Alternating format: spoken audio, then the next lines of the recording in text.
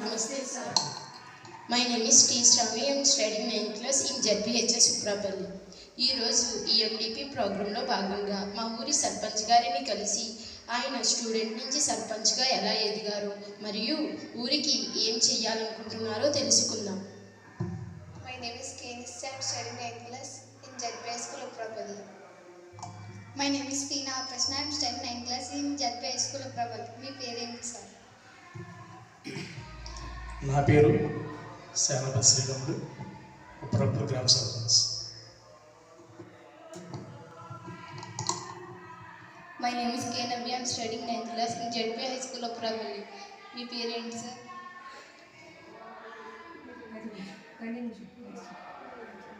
మీరు ఏం చదువుకుంటున్నారు? నేను ఓన్లీ ఇంటర్ చదివానమ్మా. My name is Steven Ganta. I am studying 9th class at ZPHS Suprapalli. Sir మీరు రాజకీయాల్లోకి రావడానికి కారణం ఏంటి సార్? నేను రాజకీయాలకు రావడానికి కారణం మై ఫాదర్.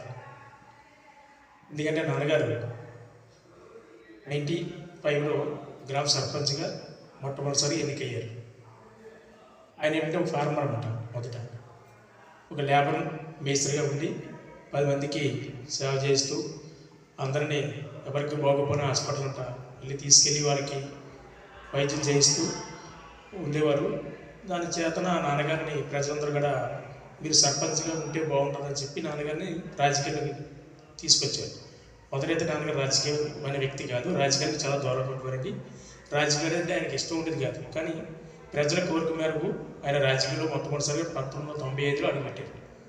మళ్ళీ 2001లో మళ్ళీ రెండోసారి సర్పంచ్గా అయ్యారు. అలాగే వరుసగా 95 నుంచి సర్పంచ్ చేసుకుంటూ వస్తాము నాన్నగారు, తర్వాత నేను కూడా.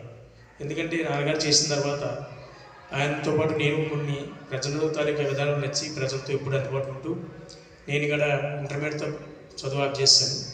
ప్రజలకి ఏదో చేయాలి. నాన్నగారి తర్వాత ఆయన కొద్దిగా హఠాత్తుగా కొద్దిగా యాక్షన్ అవ్వడం వల్ల, ఆయన కొద్దిగా వికలంగా అయిపోవడం వల్ల, కాళ్ళు దెబ్బతినడం వల్ల ఆయనకి నేను అందుబాటులో ఉంటూ ఇంకా ఆయన పదవ కాలం ఉండగానే నేను కూడా నాన్నగారు ఇంటికాడ ఉంటూ నేనే సర్వీస్ చేసుకుంటూ ఉండేవాడిని ప్రజలకి. ఆ విధంగా నేను కూడా రాజకీయాల్లోకి మొట్టమొదటిసారి అడుగుపెట్టాను. అక్కడి నుంచి కూడా ప్రజలు కూడా నన్ను కూడా విధానం చూసి, అంటే వాళ్ళ అబ్బాయి నాన్నగారు చేసిన కొడుకు కూడా మనకు అందుబాటులో ఉంటున్నాడు, వాళ్ళకి ప్రజలతో అందరితో బాగా మెసులుకుంటున్నాడు కాబట్టి మంచి సమాధానం, మంచి ఇబ్బంది లేకుండా ఎవరికి కావాల్సిన వాళ్ళకి అనుకూలంగా చేసి పెడతారు. కాబట్టి వాళ్ళ తండ్రి తర్వాత కొడుకుని మనం సర్పంచ్గా పెడతామని చెప్పేసి మళ్ళీ నాకు అవకాశం ఇచ్చారు. నేను దీని ముందు ఎలక్షన్ కాబట్టి ముందు ఎలక్షన్లో సూపర్ సర్పంచ్ చేశాను. మళ్ళీ మా తర్వాత ఎలక్షన్లో నేను డైరెక్ట్ సర్పంచ్గా రెండోసారి నేను చేయగలుగుతాను. నేను రాజకీయంలో ఎందుకు ఇష్టపడుతున్నానంటే ప్రజలకి అందుబాటులో ఉండి ప్రజలతో ఎప్పుడు మమేకంగా ఉంటే ఆ వ్యక్తి రాజకీయాన్ని ఇష్టపడుతుంటారు. మొట్టమొదటి గ్రామాన్ని అభివృద్ధి చేయాలంటే సీసీ రోడ్లు వేయాలి, డ్రైనేజ్ వ్యవస్థ తీసుకురావాలి, వాటర్ సౌకర్యం కల్పించి సర్పంచ్కి వీలు ఉంటుందని నేనైతే నమ్ముతున్నాను. స్కూల్ కాలేజ్లో కూడా మీకు నాయకత్వ లక్షణాలు ఉండేవా? స్కూల్లో మంచి క్వశ్చన్స్ ఉన్నాం. అంటే స్కూల్లో రాజకీయ లక్షణం అంటే 95లో మొట్టమొదటిసారి నాన్నగారు సర్పంచ్గా ఎన్నికైన తర్వాత నేను ఆ 95 సంవత్సరంలో 7th క్లాస్ అవుతాను. 1995లో మాకు ఎస్పీఆర్ బోర్డు ఎలక్షన్ వచ్చాయి. ఎన్ఎంఎస్గా ఇవ్వమని అడిగారు. శ్రీరాములకి ఎన్ఎంఎస్కి ఇవ్వండి ఎస్పీఎల్ అని అడిగితే లేదంటే ఇది పోటీ మేము ఉంటాం, పోటీ పెడితే అందులో కూడా నేను ఒక ఎస్పీఆర్గా ఎన్నికయ్యాను. ఒక 10 ఓట్ల తేడాతో నేనే ఎన్నికయ్యాను, గెలిచాను. అప్పుడు ఎస్పీఆర్ చేసేటప్పుడు స్కూల్లో కూడా నేను మాస్టర్ గారు ఇచ్చాము గారు, మా గాజు మాస్టర్ గారు ఇచ్చాము. అప్పుడు Karimnagar master, English master, social master, ఇద్దరు ఆధ్వర్యంలో మాస్టర్ తక్కువ అప్పుడు. ఎందుకంటే ఇప్పుడే టీచర్స్ మీకు అందరికీ ఉన్నారు, కానీ అప్పుడు స్కూల్కి వచ్చి 2-3 టీచర్స్ ఉన్నారు. మిగతాదంతా కూడా మేము ఓన్గా వాలంటీరింగ్ క్యాంప్ పెట్టుకొని మా దగ్గర నెలకి 50 రూపాయలు వసూలు చేస్తూ ఆ డబ్బులు ఇచ్చి వాలంటీర్ తీసుకొచ్చి అటు వాలంటీర్గా చదువుకుని డిగ్రీ చదువుకున్న స్టూడెంట్ ఉంటారు స్టూడెంట్స్ని మాకు టీచర్గా చెప్పడానికి తీసుకొచ్చారు. మేము డబ్బులు ఇచ్చుకున్నాం దానికి. అలా చదువుకున్నాం మేము అందరం. ఆ రోజుల్లో సార్ మాకు బాధ్యత అప్సెప్టింగ్ ఇచ్చి స్కూల్ డెవలప్మెంట్ చేశాను. స్కూలు ఆవరణలో నేను కొబ్బరి మొక్కలు పెంచాం. అలాగే స్కూల్ పాఠశాలలో నా లోపరాంతరం కూడా మెరకం చేసి మట్టి కప్పెట్టి సెల్లో మట్టి తీసి కప్పెట్టించడం. అలాగే మొత్తం స్కూల్ డెవలప్ చేసుకొచ్చాం. ఆదర్శరాములు కూడా స్కూల్లోకి ఎంటర్ ఇచ్చడం కాదు, సెలవు అయినా సరే అలాగే మనకి అప్పటి నుంచి రాజకీయ లక్షణాలు ఉండే అంటే కొద్దిగా కనబడిగేవాడు మాకు. నెక్స్ట్ ఇది అయిపోయిన తర్వాత 10th క్లాస్లో కూడా నేను ఎస్పీగా పోటీ చేశాను, ఎస్పీగా చేశాను high school Rayavaram ZP school. మీరు సర్పంచ్గా ప్రజలకు ఏం చేయాలనుకున్నారు? ప్రజలకి ఆల్రెడీ చెప్పాను కదమ్మా, ప్రజలకి ఎప్పుడూ అందుబాటులో ఉండాలి. వాళ్ళకి ఏ కష్టం వచ్చినా, గ్రామంలో గల వాటర్ సదుపాయం, వాటర్ సమస్య వచ్చినా, ఎక్కడైనా గ్రామంలో ఏదైనా డ్రైనేజ్ ప్రాబ్లం ఉన్నా అందుబాటులో ఉండి మన సేపట్లో పెట్టి పని చేయించుకుంటే వాటర్ కానీ ఇబ్బంది లేకుండా చూస్తే ప్రజలకి అంతకంటే ఏం కావాలి. ఈది లైట్లు ఎక్కడ ఆరిపోకుండా, ఎప్పుడైనా ఆరిపోయినా 2-3 లైట్లు ఎలగకపోయినా వెంటనే మనం ఇమీడియట్గా దాన్ని మళ్ళీ లైట్లు వేయిస్తాం. ఎక్కడ అంటే దీపాలు కూడా ఎక్కడ ఎత్తులు లేకుండా, చీకటి ఉండకుండా ఎత్తులు ఉండేలాగే చేయాలి ప్రజలకి. అలాగే ఇంటింటి కూడా తీసుకొచ్చాను. ఎవరు కూడా లేడీస్ బయట పర్లేదు, పొలం ఎదురుకు వచ్చి బిందుగా వెయిట్ చేసి మళ్ళీ ఇంటికి కూడా ఇచ్చాము. ఉదయం సాయంత్రం వాటర్ పుస్తకం ఇస్తాం, ఇబ్బంది లేదు. అలాగే డ్రైనేజ్ ప్రాబ్లం కూడా ప్రతి 3 నెలలకి మన సేపలు డైలీ చేసినా ఆయన కాకుండా ప్రతి 3 నెలలకి ఒకసారి రాయవరం నుంచి 10 మంది ఇద్దరు సేపలు తీసి గవర్నమెంట్ పనిచేయించి వాళ్ళ కాలం తీయించి మళ్ళీ వీసింగో లేకపోతే దోమల మందు పిచికారీ చేయడం చేస్తున్నాం. అలాగే కొబ్బరి చెట్టు పెడతాం, మనం కొనే చుట్టూ కొబ్బరి మొక్కలు నాటాం. 4 సంవత్సరాలు అవుతుంది, ఎక్కడ మొక్క పాడవకుండా పెంచుకొచ్చాం. ఇది ఒక 100 మొక్క.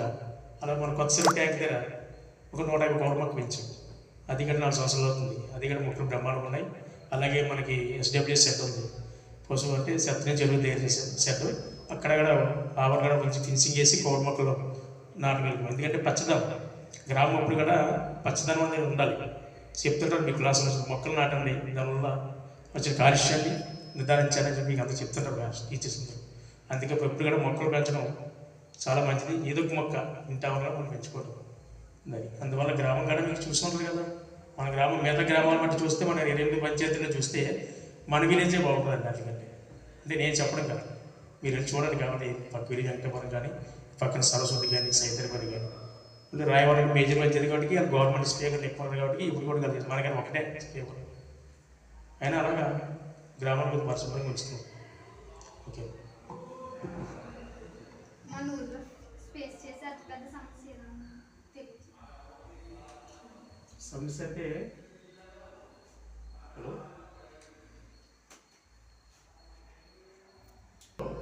అంటే అతి సమస్య, పెద్ద సమస్య గ్రామానికి ఏంటంటే మెయిన్ డ్రైనేజ్ ప్రాబ్లం సమస్య. మన వాటర్ డ్రైనేజ్ అంతా విలేజ్లో అప్పుడు కాలంలో ఉంది కదా, డ్రైనేజ్ ఎక్కడికెక్కడ వాటర్ ఇంకిపోయింది, నీరు అలాగే భూమిలో ఇంకిపోయింది. ఇప్పుడు 10 డ్రైనేజ్ కాలువలు కట్టడం అంటే వచ్చిన నీరంతా మెయిన్ డ్రైనేజ్లోకి వచ్చేస్తుంది. ఆ డ్రైనేజ్ వాటర్ ఏం చేస్తుందంటే పొలాల్లోకి వెళ్ళి రైతులు భూములు పంట పొలాల్లోకి వెళ్తుంటే పంటలు పొలాలు పాడైపోతుందని చెప్పేసి రైతులు అందరూ చెందుతున్నారు.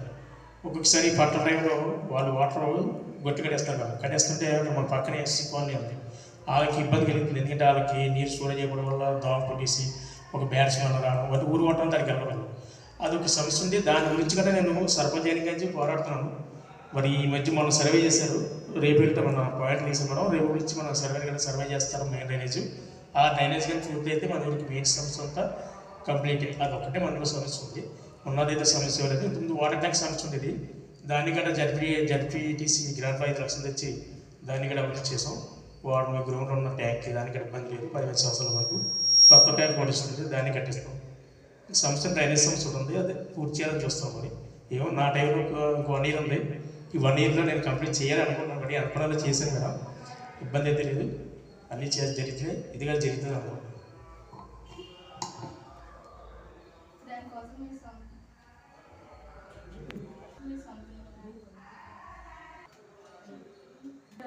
ఒక గ్రామ సర్పంచ్గా విద్యార్థులకు ఇచ్చే సలహాలు sir.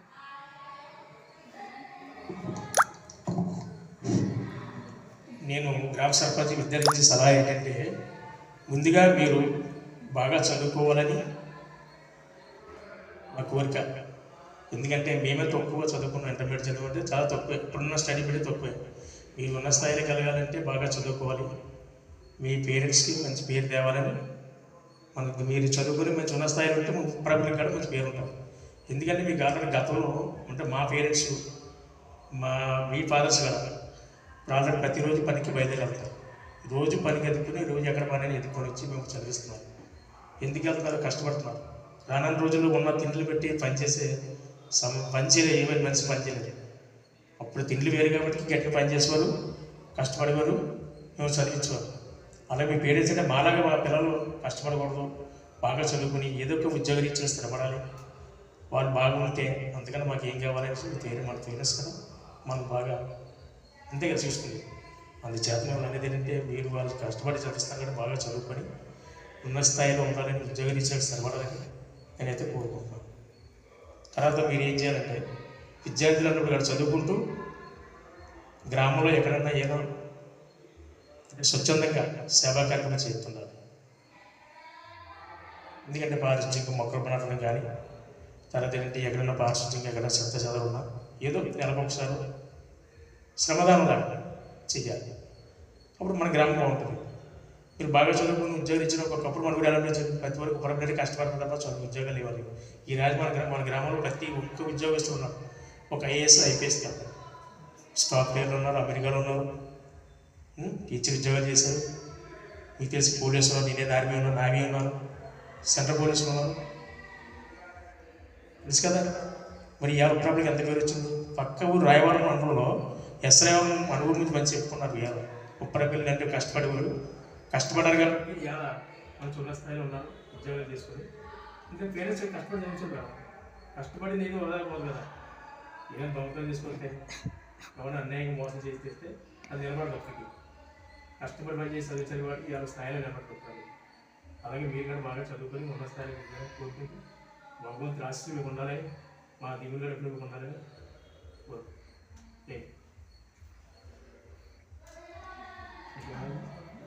Thank you so much. సర్పంచ్గా మీరు ఏం చేయాలనుకుంటున్నారు? అంటే రైతులు వర్షాలు, అకాల వర్షాలు పడకపోయినా, భారీ వర్షాలు పడినా రైతులకు ఇబ్బంది కాదు. భగవంతుడి దయ వల్ల అయితే ఈ సంవత్సరం అయితే ఇబ్బంది అయితే మన వరకు లేదండి. కానీ కొద్దిగా నష్టం అయితే జరిగింది రైతులకి. ఎందుకంటే చేను పెట్టుబడి తక్కువ ఖర్చు అయింది, మందులు కొట్టడం ద్వారా తక్కువ ఉంది. కాకపోతే ఈసారి ఏం చేయాలంటే కోత కోసిన తర్వాత కుప్పెట్టే ముందు కొద్దిగా వర్షాలు పడడం వల్ల కొంతమంది రైతులకి ఇబ్బంది కలిగింది. ఆ కుప్పలు పెట్టిన వరి కుప్పలు అంటే వర్షం తడిసిపోవడం వల్ల, ఆయుష్యం వల్ల కొద్దిగా దాని పాడైంది. వాళ్ళు కొంత నష్టం చెందారు. మిగతా ప్రతి రైతు కూడా భగవంతుడి వల్ల బాగుంది సంవత్సరం.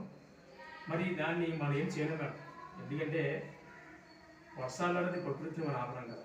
ఎందుకంటే భగవంతుడు సృష్టి అది. ఎప్పుడు తుఫాన్ అంటారు చెప్పడం, ఎప్పుడు పూర్వస్తాన్ని చెప్పడం. మరి దానిలో రైతులకైతే ఏమైనా నష్టం జరిగితే ప్రభుత్వం నుంచి ఏదన్నా సహకారం ఉంటే మటుకి రైతులకి మేము ఎదురుండి వాళ్ళ అగ్రికల్చర్ డిపార్ట్మెంట్కి తెలియజేసి వాళ్ళ నుంచి నష్టపడే ప్రయత్నం చేస్తాం. కానీ వర్షాలు రావడం అనేది పోవడం అనేది మన చేతులు లేదు. అది ఏంటంటే అంత ప్రకృతి మనం చేయలేము. అయితే మ్యాక్సిమం మా ఊళ్ళో రైతులు అయితే పర్వాలేదు, ఎందుకంటే కాలువాదం ఉంది కాబట్టి వర్షాధారం కాదు కదా. వర్షం ఆధారం అయితే ఇబ్బంది పడదా, కాలువాదం ఏటాధారం ఉంది కాబట్టి వర్షం పడిన ఆ కాలువలు వచ్చినప్పుడు ఒక సంవత్సరానికి ఒక పంట పడి గ్యారెంటీ. చెరువులు నిండిపోయి దానివల్ల పొలం రైతులు చెరువులు ఏర్పాటు చేసిన మన ప్రభుత్వం ఉన్నది మనకు ఉంది. 36 ఎకరాలు అంతా ఉంది దాని తర్వాత సరస్సు పేరులో సరస్సుకి 100 ఎకరాల చెరువు ఉంది, ఒక్కరికి 100 ఎకరాల చెరువు ఉంది. దానివల్ల ఇబ్బంది అయితే లేదు. ఉప్పరపల్లికే కొద్దిగా ఇబ్బంది, కానీ సరస్సు రెవెన్యూ ఓపరెవెన్యూకి అయితే ఇబ్బంది లేదు. వాళ్ళు ఉప్పరపల్లి రెవెన్యూకే కొద్దిగా ఇబ్బంది, వర్షం తక్కువ అయితే అని పర్లేదు.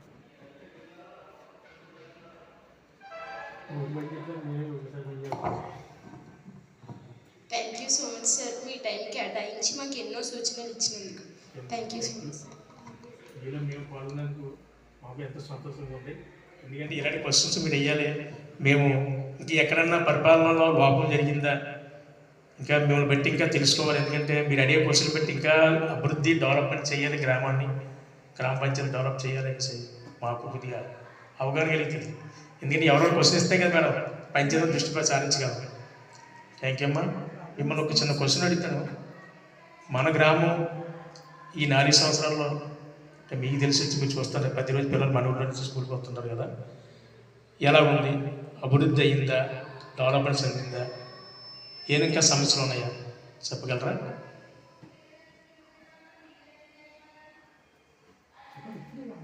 ఈ 4 సంవత్సరాల్లో ఇంటింటి కుళాయిలు వేసారు సార్. అది ఒక అభివృద్ధి చెందింది.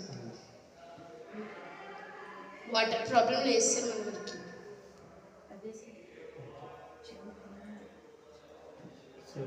అదే సార్, అదే కోనే క్లీన్ చేయడం సార్, అదొక సమస్య. అంతే సార్, మీ పరిపాలన చాలా బాగుంది. కోనేరు అనేది క్లీన్ చేయొచ్చు. అయితే అక్కడ వాటర్ అనేది మేము ఎప్పుడంటే వాటర్ బయటికి తోడుతున్నామో మళ్ళీ వర్షం పడిపోతుంది, మళ్ళీ నీరు వచ్చి వెళ్ళిపోతుంది కదా చెరువులోకి. దానివల్ల ఏంటంటే దాన్ని తగ్గుతున్నాయి కవట్లో మట్టి తీయడానికి కవట్లేదు. చాలా రోజులు ట్రై చేస్తాం, ప్రతి సంవత్సరం కూడా నీరు తోడుతుంటే మళ్ళీ వర్షం వచ్చి చిన్న వర్షం పడినా నిండిపోతుంది చెరువు. మళ్ళీ ఇంటిని పడి తోడాలంటే చాలా ఖర్చు అవుతుంది. అందుకే చెరువు కూడా అందరూ ఎవరు స్నానాలు చేయట్లేదు కదా. ఈ సంవత్సరం ఇదిలాగా శుభ్రంగా జేసీబీ తీసుకొచ్చి శుభ్రం చేద్దాం అనుకుంటున్నాం. జంగిల్ సెట్ వరకు ఒక 10 సంవత్సరం కొట్టేస్తున్నాం. తప్పుడు చెరువు చెట్లు జంగిల్ చేస్తున్నాం. చాలా చూసారు కదా, పచ్చదనం వల్ల అంత పొరపక్కలు అయింది. మీరు కూడా అలాగా వాకప్ చేసి వెళ్తుండాలి. ఓన్లీ ఇంటర్వెల్ టైంలో ఇంతకు అరగంట మీకు టైం ఇస్తారు కదా, అలా చెరువు కూడా చూస్తుండాలి వెళ్ళి. ఓకే, స్కూల్కి వాటర్ సమస్య అంటారు. స్కూల్ వాటర్ సమస్య మీ హెచ్ఎం గారు చెప్పారు మన రిపబ్లిక్ రోజు, దాన్ని కూడా తొందరగానే పూర్తి చేస్తాం. Okay, thank you.